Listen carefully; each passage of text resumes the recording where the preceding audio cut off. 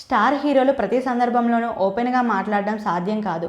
Fans అంచనాలు, image, కొన్నిసార్లు ego సమస్యల కారణంగా వారు కొన్ని విషయాలను దాచిపెట్టాల్సి వస్తుంది. అయితే నాగార్జున మాత్రం ఫిల్టర్ లేకుండా నిజాయితీగా చెప్పే మాటలతో అభిమానులను ఆకట్టుకుంటారు. ఇటీవల జగపతి బాబు నిర్వహిస్తున్న టాక్ షోలో గెస్టుగా పాల్గొన్న నాగ్ ఒక ఆసక్తికరమైన అనుభవాన్ని పంచుకున్నారు. నాగార్జున కెరియర్ ప్రారంభ దశలో వచ్చిన ఆఖరి పోరాటం ఆయనకు పెద్ద టర్నింగ్ పాయింట్గా నిలిచింది.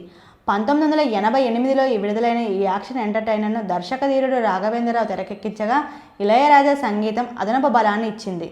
అశ్విని దత్ నిర్మించిన ఈ భారీ బడ్జెట్ సినిమా బాక్సాఫీస్ వద్ద మంచి విజయం సాధించింది.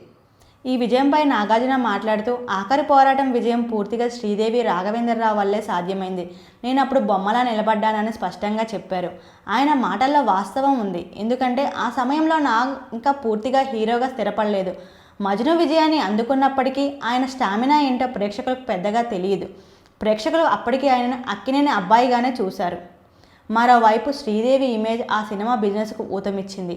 రచయిత యండమూరి, దర్శకుడు రాఘవేంద్రరావు కలిసి ఆమె పాత్రను శక్తివంతంగా తీర్చిదిద్దారు.